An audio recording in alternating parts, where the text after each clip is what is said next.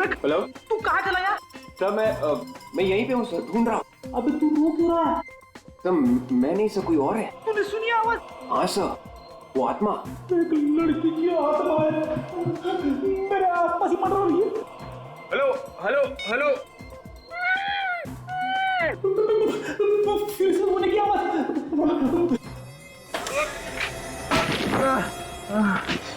अरे रोना बंद हो गया। Ready sir. Ready sir. आया। Ready sir. अरे ये क्या हो गया? आत्मा ने तुझे दीवार में घुसा दिया। मैं कह रहा था ना, आत्मा से कभी पंगा मत लेना। अरे क्या हो गया? मैं सब आपको बाद में बताता हूँ सर। सर यहाँ अंदर बहुत बदबू आ रही है सर।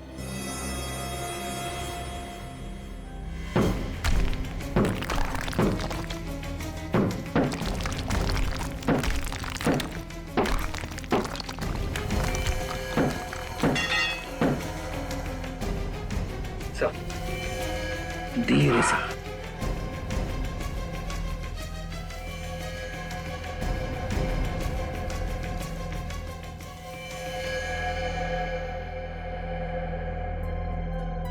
ये तो वही घड़ी है जिसके बारे में आयशा ने जिक्र किया था हमसे।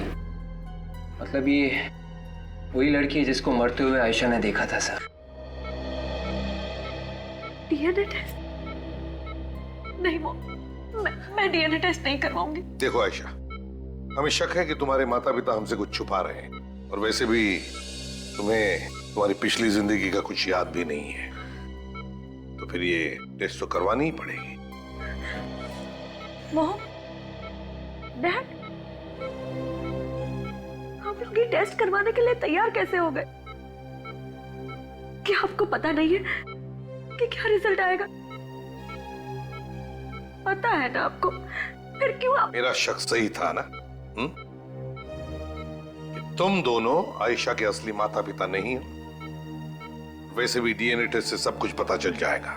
देखिए, अब सच्चाई छुपाने से कोई भी फायदा नहीं। अरे सीआईडी वाले हैं, हम कितना भी छुपाने की कोशिश करें, इनको सब पता चल ही जाएगा। बाबू क्यों? ये सच है, हम इसके असली माँ बाप नहीं। डैडी आप क्या कह रहे हैं? ये सच है बेटी। 5 साल पहले ये हमें सड़क पर मिली थी, एक एक्सीडेंट में बुरी तरह जख्मी हालत में पड़ी हुई। इसे सर से बेतहाशा खून निकल रहा था और इसे हम उठाकर हॉस्पिटल ले गए। हॉस्पिटल में जब इसे होश आया तब इसे कुछ भी याद नहीं था। हमारी कोई औलाद नहीं थी, इसलिए हम इसे घर ले आए। इसके घर वालों को ढूंढने की कोशिश नहीं की आप लोगों ने? की थी, पर हम कामयाब नहीं हुए। तो फिर अखबारों में या फिर टेलीविजन चैनल्स पर इसकी फोटो दे देते। फोटोग्राफ हमने इसलिए नहीं दिए क्योंकि हमें लगा कि इसकी फोटोग्राफ देखकर इसका दुश्मन इसे पहचान लेगा और इसे अगवा कर इसे जान से मार देगा। इसलिए हमने चुप रहना ही ठीक समझा और बाद में इसकी शौर्य के साथ शादी करा दी। डॉक्टर साहब, आयशा का अच्छी तरह से ध्यान रखना। सीआईडी वालों के अलावा इसे किसी भी मिलने की इजाजत नहीं है। बाहर हमने एक पुलिस वाला भी रखा है निगरानी के लिए। वैसे भी हमें जल्दी डिस्चार्ज कर देंगे। ठीक है, और आप चलिए दिखाइए हमें वो एक्सीडेंट कहां पर हुआ था।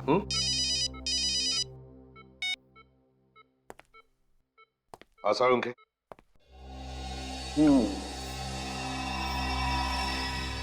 लो भाई सोनाली, इसका चेहरा लगभग बन गया है। आसार उनके। क्या बोला तुम्हारे ये कंकाल ने? बोला? अरे इसने तो गाना गाया। गाना गाया? हाँ? कैसा गाना? यही कि आयशा जो बोल रही है वो एकदम सही बोल रही है। ये कंकाल एक औरत का है और इसकी मौत गोली लगने से हुई। एनीवे, ये देखो, ये है इसका चेहरा। वाह सर, हमारे आने से पहले आपने चेहरा बना दिया। तुम मुझे समझते क्या होता है यार? एनीवे, देखो चेहरा देखो। लगता है ये चेहरा मैंने पहले कभी देखा है। सर, कंप्यूटर पर हमने इस चेहरे को और साफ करने की कोशिश की। इस लड़की का चेहरा कुछ ऐसा लगता है। माय गॉड, ये तो सिया है। सिया, जयचंद की बेटी सिया, पुराने घर के मालिक जयचंद की बेटी। उसके बारे में डिटेल्स चाहिए हमें। हाँ, देखिए ये घड़ी एक औरत ने पहनी थी उसका खून हो चुका है आज से 5 साल पहले। जी हाँ, सारी डिटेल चाहिए मुझे। क्या कहा? लिमिटेड एडिशन वो? Limited edition? अच्छा, ऑर्डर पे बनी थी? सिर्फ 2 ही घड़ियां बनी थी? ओह, क्या बता सकते किसने खरीदी थी ये घड़ियां? किसने ऑर्डर दी थी?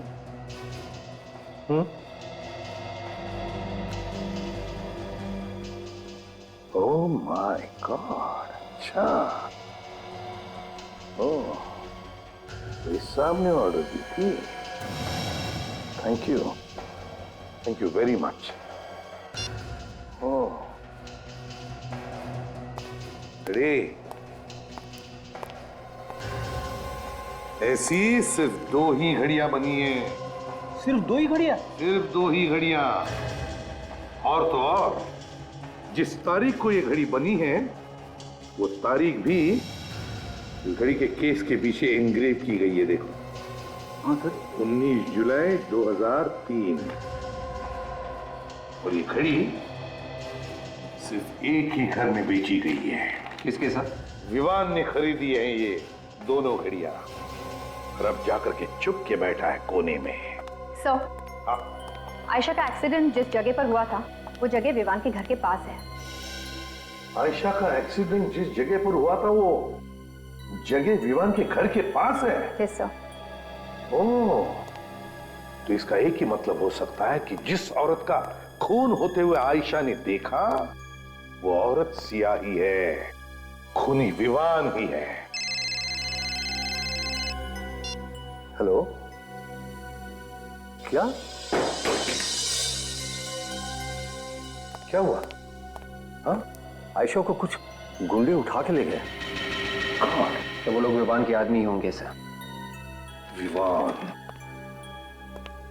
अब ये विवान हमारे हाथों से बच नहीं सकता। सचिन, जल्दी चलो, विवान को किसी भी हालत में पकड़ना चाहिए, कहीं आयशा को मार नहीं। ये सर। Hello, control room. हाँ बोलो।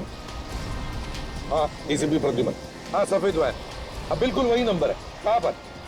ओके सचिन, वो वैन मिल गई है, घुमरी गली में। गली? उसमें जो गुंडे हैं से पता चलेगा ये विमान कहाँ पर है। जल्दी चलो, घुमरी गली। हाँ सर। मैं तो कहता हूँ शहर ही छोड़ देते, जब मामला रफा दफा हो जाएगा फिर आ जाएंगे। और बाकी के पैसे कौन देगा? अब बाकी का पैसा हम देंगे। तुम में से कोई अपनी जगह नहीं छोड़ेगा, क्योंकि जिसने भी अपनी जगह छोड़ी तो समझो तुम्हारी टांगे हमने तोड़ी।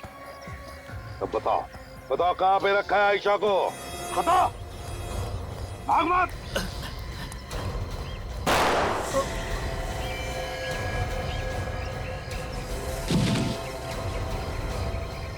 जाओ, अपने दोस्त को उठा कर लाओ। जाओ, जल्दी उठाओ। उठ, उठाओ उसे जल्दी।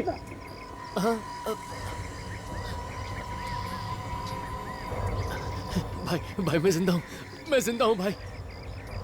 इधर आओ, इधर आओ, जल्दी। साहब गोली मत मारना साहब। क्या पूछा था मैंने? आयशा को कहाँ छुपा कर रखा है?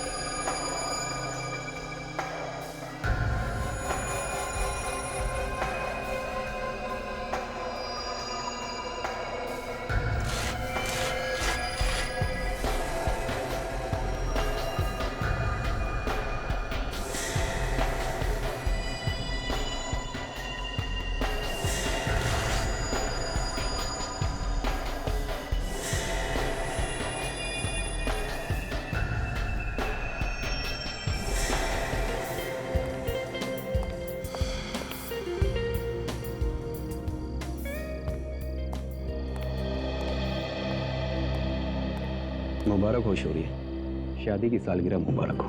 Thank you. पर माफ कीजिए, मैंने आपको पहचाना नहीं। हम कभी मिले ही नहीं तो पहचानोगे कैसे?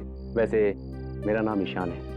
आपके चाचा मिस्टर कांतीलाल मुझे अच्छी तरह से जानते हैं, उन्होंने मुझे यहाँ भेजा है। लेकिन वो तो 1 साल पहले ही चल बसे। मुझे मालूम है, उन्होंने एक जायदाद आपके लिए छोड़ी है, इसी के पेपर मैं आपको देने वाला हूँ। लेकिन जायदाद हम ही क्यों देंगे? उनका बेटा भी तो है मिहिर। ये सब मुझे मालूम नहीं, मेरा जो काम है वही मैं कर रहा हूँ। ये पेपर संभालिए और ये चाबी भी।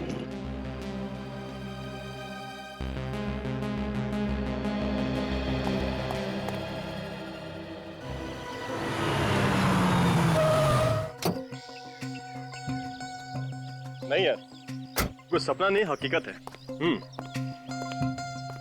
अभी वहीं उस घर के सामने, सच बताऊं तो यकीन नहीं हो रहा कि कोई अचानक से अपनी इतनी बड़ी जायदाद हमारे नाम कर सकता है। हाँ ठीक है, कल शाम को मिलता हूं, तुझसे बात करता हूं। ओके।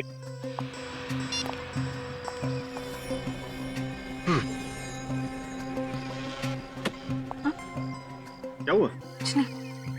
चले।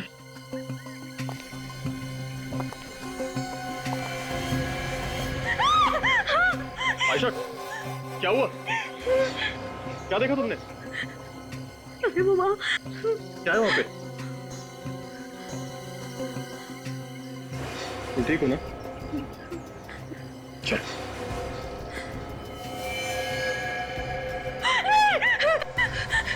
ये नहीं हो सकता। आयशा क्या हुआ? आयशा! सॉरी, मुझे ऐसा लगता है जैसे मैं यहाँ पहले भी आ चुकी हूँ। मैंने ये घर पहले भी देखा है, सपने में। सपने में देखा है, लेकिन इसमें डरने वाली कौन सी बात है? सपने सच कैसे हो सकते हैं? एक बार अंदर चले, तुम्हारा डर खुद ब खुद गायब हो जाएगा।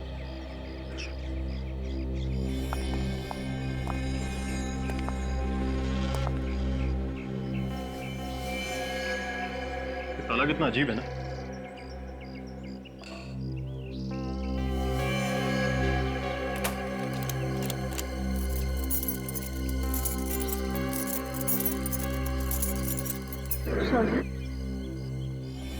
चाबी मुझे दो।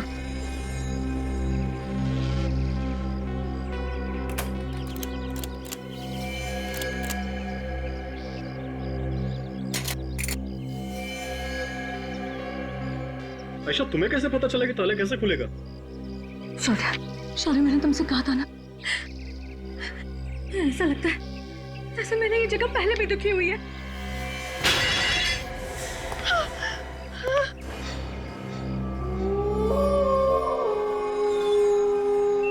शायद मैं इस घर में नहीं रह पाऊंगी। मुझे बहुत डर लग रहा है। जिस घर में एक रात बिताना इतना भारी हो रहा है, उस घर में हम लोग रहेंगे कैसे? बचाओ दीदी, बचा लो मुझे प्लीज। ये लोग मुझे मार डालेंगे।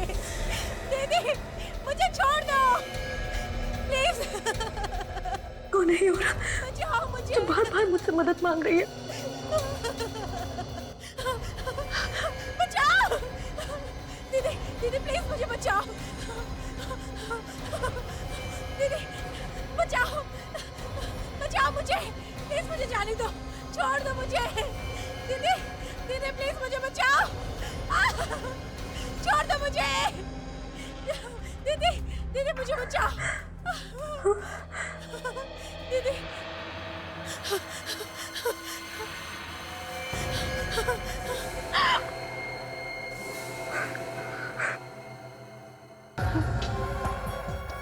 कौन है?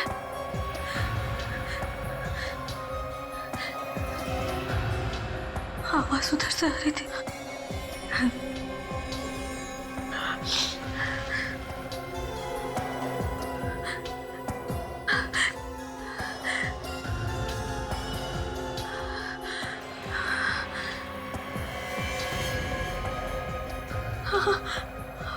आवाज यहाँ से आ रही है।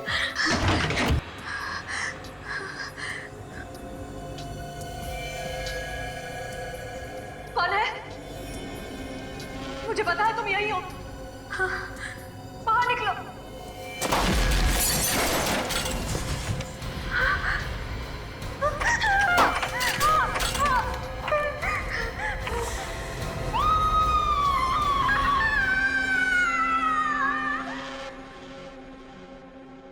अजीब बात है, अगर तुम लोग यहाँ पर पहले कभी नहीं आए थे तो तुम्हें इस घर के बारे में पता कैसे था? और यहाँ पर कोई था, मैंने परछाइयाँ देखी है सर। परछाइयाँ यहाँ पर? हाँ सर, और किसी के बोलने की आवाज़ भी आ रही थी। जैसे मैंने परछाइयों का पीछा किया, यहाँ आके देखा कि हड्डियों का ढांचा पड़ा हुआ है। परछाइयाँ, कोई बोल रहा था, मतलब कोई लोग यहाँ पर थे, तुम्हारा पीछा कर रहे थे? पता नहीं सर। ये घर तुम्हारा ही है ना? ये घर हमें हमारे चाचा ने दिया सर, वो अब इस दुनिया में नहीं है सर। हम तो यहाँ पहली बार आए हैं सर, आज से पहले कभी भी नहीं आए। मगर आयशा कह रही है कि वो इस जगह पर पहले भी आ चुकी है। अब तक कह रहे थे कि तुम लोग यहाँ पर पहले कभी आए ही नहीं, और अब कह रहे हो कि आयशा को लग रहा है कि वो यहाँ पर पहले कभी आई है। चाचा ने तुम्हारे नाम पर ये घर कर दिया, लेकिन उस घर में मिलता है एक कंकाल, एक मुर्दा। हमेशा कहे कि इसका खून हुआ है यहीं पर, समझे? और जानबूझकर इसकी लाश को यहाँ पर छुपाया गया था। तुम्हारे चाचा के रिश्तेदार कहाँ पर हैं? हम उनसे पूछताछ करना चाहते हैं, बुलाओ जरा।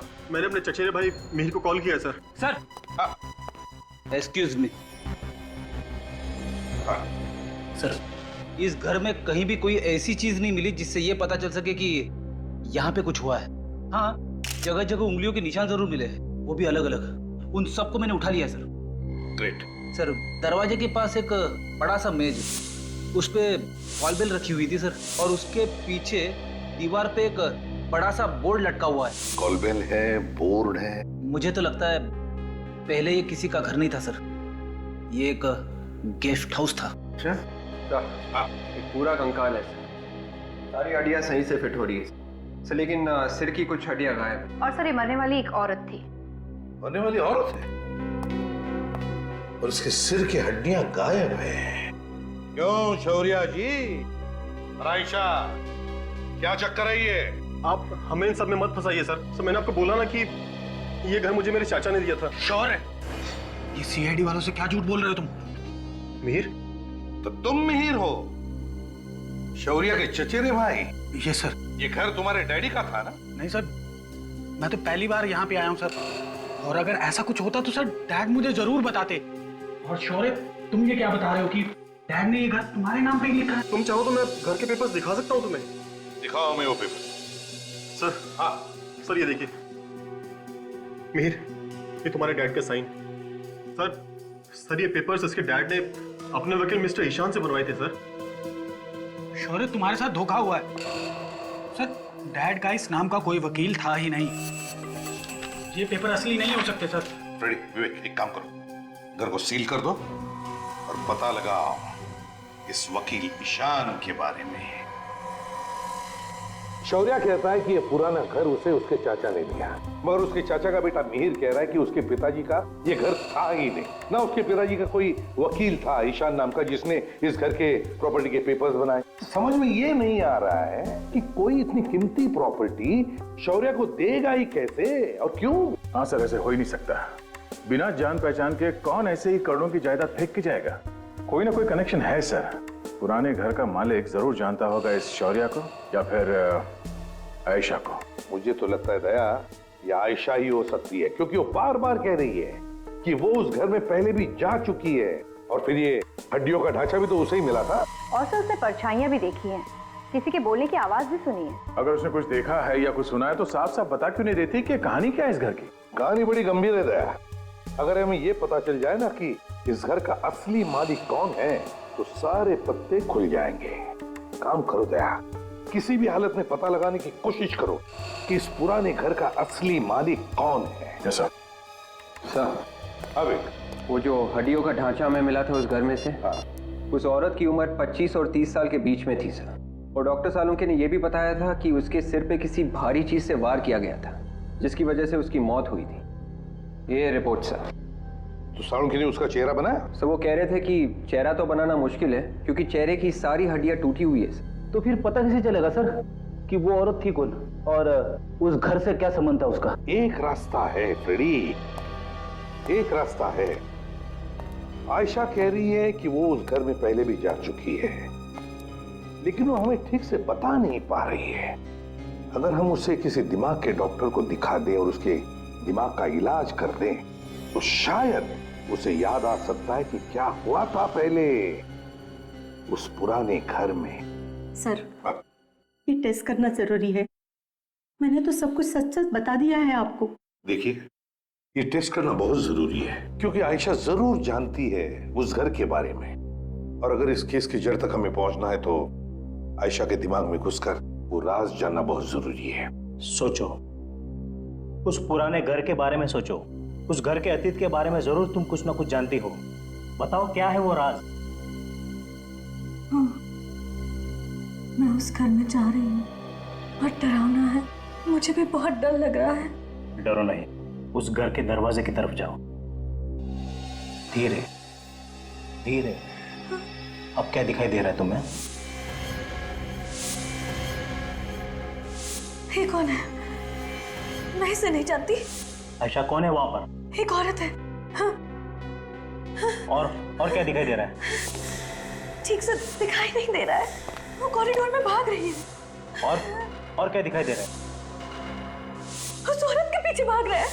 वो औरत मदद के लिए चिल्ला रही है। और क्या दिखाई दे रहा है? ये क्या हो गया? वो औरत जमीन पर गिर गई। आयशा तुम वहां पर क्या कर रही थी? मैं उस तक नहीं पहुंच पाई। वो बेचारी मर गई। और क्या दिखाई दे रहा है? घड़ी है। घड़ी? टूटी हुई घड़ी। आयशा, उस घड़ी को गौर से देखो। क्या वक्त हुआ उसमें? 8:45। और तारीख? 9 अगस्त। और क्या दिखाई दे रहा है? और कुछ भी दिखाई नहीं दे रहा। रिलैक्स, लंबी सांस लो। लंबी सांस लो। उस घर से धीरे धीरे बाहर आ जाओ।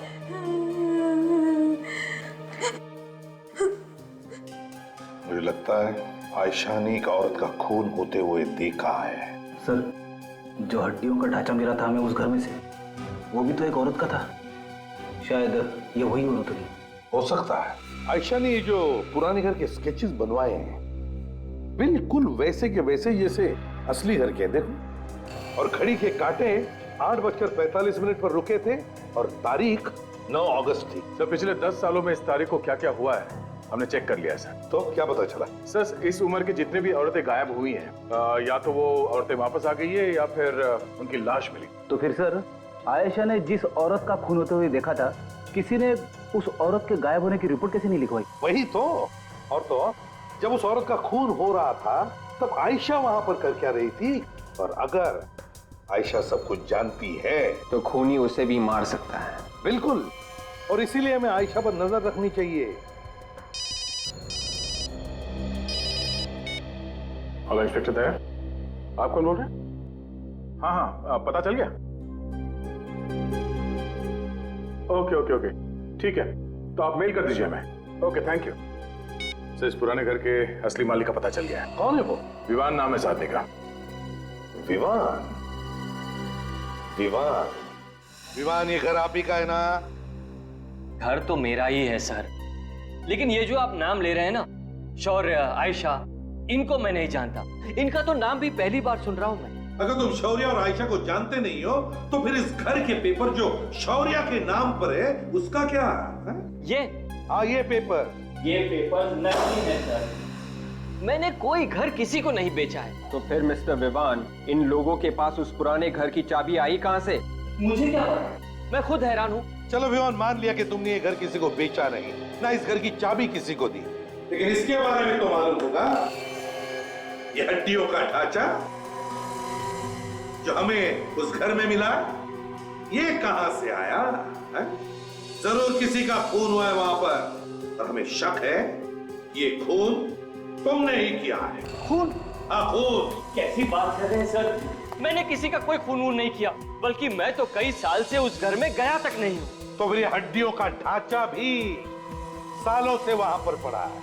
सर, मैंने वो घर यूं ही खरीद के छोड़ रखा है बस। घर खरीदा और छोड़ रखा? क्यों? जरा हम भी तो जाने। दरअसल मेरे और सरकार के बीच उस घर को लेकर एक मुकदमा चल रहा है। जिस दिन भी मैं वो मुकदमा जीत जाऊंगा, उस जगह पर एक होटल बनाऊंगा। होटल बनाओगे तो बड़ी अच्छी बात है, लेकिन पहले ये तो बताइए कि ये घर खरीदा किससे? एक एनआरआई था, यहाँ पर रहता ही नहीं। तो फिर घर कैसे खरीदा? उसका एक एजेंट है, पैसों की सारी बातचीत उसी ने की, उसी ने दिलवाया मुझे ये घर। मैं तो उस एनआरआई से कभी मिला ही नहीं, उसकी शक्ल तक नहीं देखी मैंने। मालिक की शक्ल तक नहीं देखी और उसकी जायदाद खरीद ली? अरे वाह, अरे वाह। तो इसमें मैं क्या कर सकता हूँ? उसी के पास टाइम नहीं था। सर, इसकी बातें सुन के ऐसा लग रहा है कि इस पुराने घर में पहले से गड़बड़ थी, इसीलिए मालिक सामने नहीं आया, डीलर से बिकवा दिया। हाँ फ्रेडी, इस डीलर से मिलना चाहिए। सब गलत है सर, सारे पेपर्स नकली हैं। मैं किसी मीर फिर या उनके पिताजी कांतिलाल को नहीं जानता। और ये लॉयर ईशान, कौन है ये जिसका नाम लिखा हुआ है? मैंने कभी इसका नाम पहले नहीं सुना। तो फिर इस घर का, मेरा मतलब इस गेस्ट हाउस का मालिक कौन है? सर, उस गेस्ट हाउस का मालिक मिस्टर विवान है। विवान? अब आप जरा ये फोटो देखिए, ध्यान से देखिए। इन लोगों को जानते हैं आप? मैंने कभी नहीं देखा इन लोगों को। ये बताइए, इस घर का डील विवान के साथ किया किसने? मैंने सर। आपने? हाँ सर, मैंने ही खरीदवाया था। 6 साल पहले बहुत बड़ा सौदा हुआ था इस गेस्ट हाउस का। ये करीबन 2006 की बात है। इसके मालिक अक्सर बाहर रहते थे, कनाडा में, इसलिए सारी बातचीत मैंने ही की। लेकिन अचानक कुछ हो गया, इसके बीच में बातचीत हो नहीं पाई। दिसंबर तक सौदा रोकना पड़ा। ये डील बीच में क्यों रोकनी पड़ी 4 महीनों के लिए? सर, ये गेस्ट हाउस के मालिक की तरफ से थोड़ी परेशानी थी। कैसे? दरअसल ये गेस्ट हाउस उनके नाम पे नहीं था, उनकी बेटी के नाम पे था। बेटी के नाम पे? जी सर, इसलिए बेटी के नाम से अपने नाम पे करवाने में उन्हें थोड़ा सा समय लग रहा था। ये बंगला बेटी के नाम पे था? सर, उस औरत का खून भी उसी टाइम पे हुआ। हाँ, 4 महीनों में। ये पहला मालिक कौन था इस घर का? सर, जयचंद। तो उसका नंबर वगैरह है आपके पास? हाँ सर। जयचंद के कनाडा के एड्रेस से पता चला है कि वो 2005 में इंडिया वापस आ गया था। और सर, उनका एक घर भी है मुंबई में, कोलाबा में। कोलाबा में घर है उसका? Yes sir. तो फिर जाओ, इस जयचंद के कोलाबा वाले घर में जाकर के देखो, पता लगाओ इस पुराने घर का राज क्या है। हाँ शौर्य, मार्केट जा रहे? कौन से मार्केट में? रोडरम मार्केट? ठीक है, घबराओ मत, हम तुम्हारे आसपास ही होंगे, निश्चिंत होकर जाओ।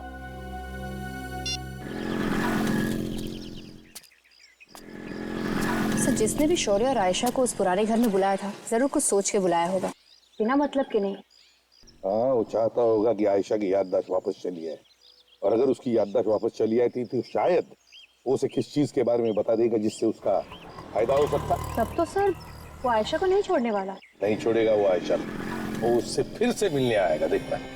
सब्जी का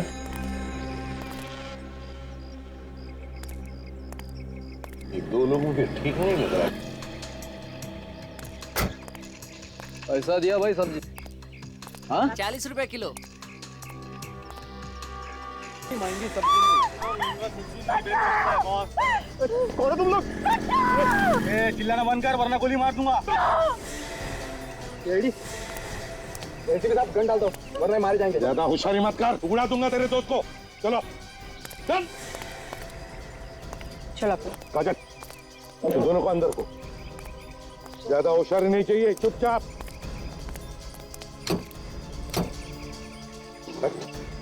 जरा भी होशियारी की ना। कुछ नहीं, आज बैठ चुपचाप।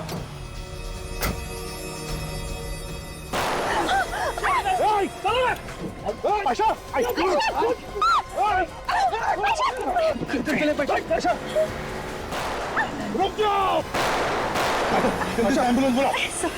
रुक जाओ।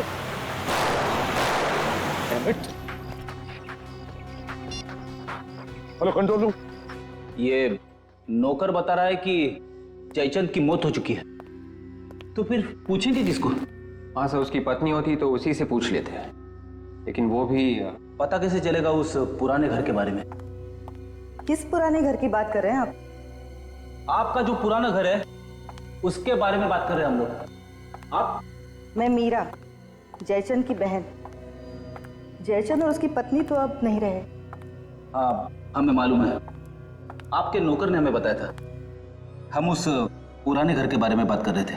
उस पुराने घर के बारे में ज्यादा तो पता नहीं है मुझे, मैं यहाँ रहती नहीं हूँ, कुछ ही दिन पहले कनाडा से आई हूँ। हाँ, इतना पता है कि उस घर को लेके जयचंद और सिया के बीच में कुछ प्रॉब्लम थी। बाप और बेटी के बीच में? जी। किस बात को लेकर प्रॉब्लम थी, आपको कुछ मालूम है? नहीं, वो तो मुझे नहीं मालूम। ठीक है मीरा जी, आप एक काम कीजिए, आप सिया को ही बुला लीजिए, उसी से हम पूछ लेंगे। उसे जरूर मालूम होगा कि उस घर में एग्जैक्टली हुआ क्या था। सिया तो यहाँ नहीं है। नहीं है? फिर कहाँ गई? पता नहीं है, कुछ साल पहले घर वालों की मर्जी के खिलाफ उसने शादी कर ली थी, घर छोड़ के चली गई थी, आज तक वापस नहीं आई। सिया का फोटो तो होगा ना आपके पास? जी हाँ। तो लाइए। अभी लाती। कमाल है, जयचंद तो मर चुका है, उसकी पत्नी मर चुकी है और सिया का आता पता नहीं है, तो फिर पता कैसे चलेगा उस पुराने घर के बारे में? ओह, तो ये है सिया।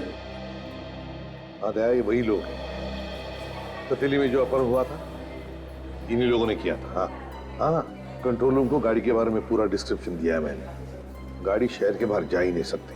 डॉक्टर वेणुगोपाल, आपकी सर्जरी में सख्त जरूरत है। घबराओ मत, कुछ नहीं हुआ है आयशा को, गोली छू कर चली गई है। सब ठीक हो जाएगा। क्या वजह हो सकती है जो वो लोग आयशा के पीछे पड़े, उस पर हमला किया उन्होंने? कहीं आप कुछ छुपा तो नहीं रहे हमसे? नहीं तो सर, हम कुछ भी नहीं छुपा रहे। पता चल ही जाएगा। हाँ डॉक्टर साहब। डॉक्टर कैसी है मेरी बीवी? अब आप लोगों ने बताया नहीं कि इनका पहले भी इलाज हो चुका है? पहले भी इलाज हो चुका? कैसा इलाज? ये देखिए, इनके कमर के बाजू में जो जोड़ है, उस जोड़ की हड्डी में भी एक छेद है। इनको पहले भी किसी ने गोली मारी है। क्या? जी सर, और तो और इनके सर में भी एक चोट है। ये देखिए, सिर के पीछे एक चोट का निशान है। ओह, आयशा पर पहले भी किसी ने गोली चलाई है, उसके सिर के पीछे एक चोट का निशान है। इतना सब आयशा के साथ हुआ है, फिर भी तुम लोगों ने हमें बताया तक नहीं। क्यों छुपा के रखा है? हाँ? सर वो मैं दरअसल सर हम आपको बताने ही जा रहे थे। डॉक्टर विद्या, गायनेकोलॉजी वार्ड में आपकी सख्त जरूरत है। आयशा के सिर के पीछे जो चोट का निशान है, ताए उसकी याददाश्त उसी चोट की वजह से गई है। वो अपनी पिछली जिंदगी के बारे में सब कुछ जानती है, लेकिन बता नहीं पा रही है। मुझे तो शक है कि ये आयशा के असली माता पिता है ही नहीं। हम आयशा का और आप दोनों का डीएनए टेस्ट करेंगे। खून नहीं पे हुआ है सर, अभी भी कहीं ना कहीं कोई सुराग जरूर मिलेगा। अगर खूनी ने साफ नहीं किए होंगे तो। दिमाग पे जोर डाल के बोला करो विवेक, खूनी को गधा समझा क्या? तो मैं सिर्फ इतना कह रहा हूँ कि अगर खूनी को वक्त ना मिला हो सुराग साफ करने का, एसीपी सर हमेशा कहते हैं ना, खूनी कोई ना कोई गलती जरूर करता है। हम लोग पहले भी यहाँ आ चुके हैं, मालूम है ना तुझे? हमें पहले भी यहाँ से एक लाश मिली है, अभी भी कुछ मिलेगा। सर मैं वही तो कह रहा हूँ। तुम वहां जाओ कॉरिडोर में, और मैं किचन में जाता हूँ। Yes sir.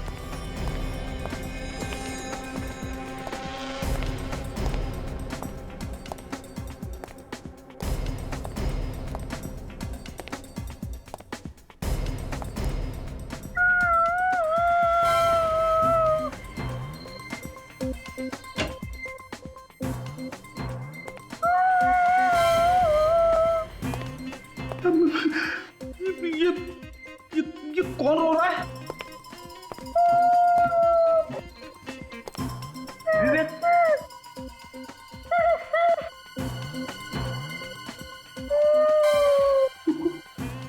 कहाँ चला गया? मैं कहने में थक गई हूँ कि मुझे कुछ याद नहीं है, कुछ याद नहीं है, कुछ याद नहीं है। झूठ, फिर झूठ। मैं झूठ नहीं बोल रही हूँ, मुझे वाकई में कुछ याद नहीं है। तू नाटक कर रही है, मुझे मालूम है कि तुझे सब कुछ याद आ चुका है। मैं नाटक नहीं कर रही, मुझे सच में कुछ भी याद नहीं है। ऐसे कैसे हो सकता है? कुछ होते हुए देखा, ये तो याद है, इसके अलावा कुछ याद नहीं तुझे? वो हड्डियों का ढांचा मैंने रखवाया, वो नकली पेपर मैंने भिजवाए ताकि तुझे ही याद आ जाए, मगर तुझे कुछ याद ही नहीं आया। इम्पॉसिबल। नहीं।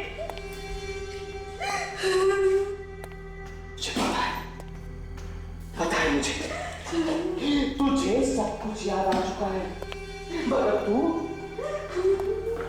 भूलने का नाटक कर रही है।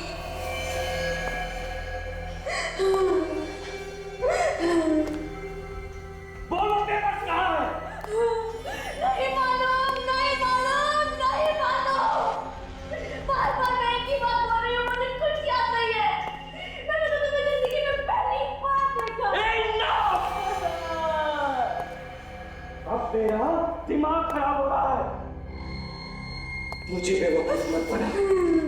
बता, आखिरी बार पूछ रहा हूँ, वो पेपर्स कहाँ है? नीना, वो पेपर्स कहाँ है? नीना, कौन नीना? तू नीना, तू मेरी पागल बीवी की केयर टेकर, तू उसका खून होते हुए देखा तूने, और प्रॉपर्टी के पेपर्स लेकर भाग गई तू, नीना तू। नहीं, नहीं, मेरी कुछ समझ में नहीं आ रहा, तुम क्या बोल रहे हो? ठीक है, मरने के लिए तैयार हो जा। जा जहन्नुम में।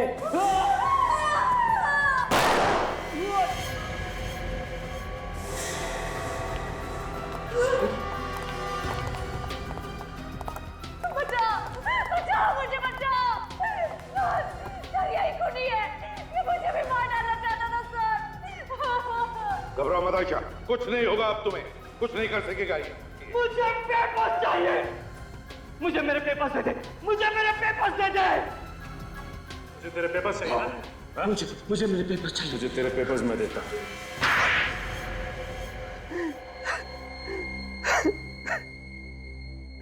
बताओ क्यों मारा तुमने अपनी बीवी सिया को? जायदाद के लिए मैंने मार डाला उसे।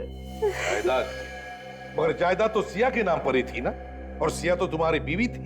इसका मतलब है जायदाद तो तुम्हारे घर में ही थी, फिर क्यों मारा उसे? क्योंकि मैं ये चाहता था कि सारी की सारी जायदाद सिर्फ मेरे ही नाम पर हो जाए। राजा महाराजाओं की तरह रहूं मैं। राजा महाराजा? वाह रे वाह, सपने ऊंचे ऊंचे मगर सोच गिरी हुई। लेकिन तुम आयशा के पीछे क्यों पड़ गए? इसका नाम आयशा नहीं, नीना है, और जायदाद के सारे पेपर इसी के पास है। ये भी आई थी सिया के साथ उस दिन जब मैंने सिया को इस घर में बुलाया था। उस रात सिया को मैंने धोखे से उस घर में बुलाया। आज यहाँ इतना अंधेरा क्यों है? मैंने उससे कहा कि जो वो घर खरीदने वाला है वो उस घर में इंतजार कर रहा है। दरवाजा क्यों बंद किया है? खोलो, हटो, जाने दो ना। ये दरवाजा तो अब तेरी मौत के बाद ही खुलेगा। ऐसे किससे बात कर रहे हो आप? जानते नहीं हो क्या? ये इस घर की मालकिन है। अरे मालिक तो अब हमारे यहाँ के बॉस होंगे। मालिक? हाँ मालिक, चल साइन करो पेपर पे, चल तो जल्दी। चलो जल्दी साइन करो। ये तुम लोग ठीक नहीं कर रहे हो। जायदाद चाहिए थी तो वैसे ही बोल देते। धोखे से बुलाने की क्या जरूरत थी? मैडम, मांगने से कुछ नहीं मिलता है, सब कुछ छीनना पड़ता है, समझे? चल जल्दी से इन पेपर पे साइन कर, दरवाजे मत दे, चल। साइन कर रही है ना मैडम? चुपचाप खड़ी रहे, नहीं तो सीधा ऊपर पहुंचा दूंगा तेरे को। मेरे आदमियों ने सिया से जबरदस्ती उस घर के कागजात पर साइन करवाए। उसमें लिखा था कि सारी की सारी जायदाद हो गया साइन। वो मेरे नाम पर कर रही है। बॉस, काम हो गया। अचानक सिया वहां से भाग निकली। रुक जाओ।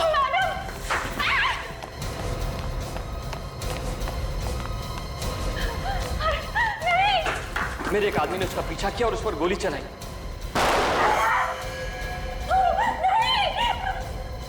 और मेरा दूसरा आदमी जो नीना और पेपर्स को लेकर वहां से निकला था, अचानक गायब हो गया। और तुम्हें लगा कि ये सारे पेपर्स लेकर भाग गई है ना? हाँ, और अचानक 5 साल बाद ये मुझे शौर्य के साथ एक बिजनेस मीटिंग में मिली, मगर इसने मुझे पहचाना ही नहीं। ये देख के तो तुम्हें बहुत बड़ा झटका लगा होगा ना? मेरा तो दिमाग ही घूम गया। मैंने कई बार उन गुंडों को भी इसके सामने भेजा जिन्होंने सिया को मार डाला था, मगर इसने उन्हें भी नहीं पहचाना। इसलिए तुमने ये सारा ड्रामा रचा। हाँ, क्योंकि मैं ये जानना चाहता था कि सचमुच इसकी याददाश्त चली गई है या ये सिर्फ नाटक कर रही है। मगर मेरे ही आदमियों ने मुझे फंसा दिया। ना वो लोग सिया को मारकर इस घर में डालते, ना आप लोगों को वो स्केलेटन मिलता, और ना चाहे कितनी भी कोशिश करो, किए हुए पाप सामने आते ही हैं। इस घर में वापस आ गए ना, जिसके लिए सिया का खून किया, जिंदगी भर जेल में सड़ते रहना, फांसी का ऑर्डर आने तक।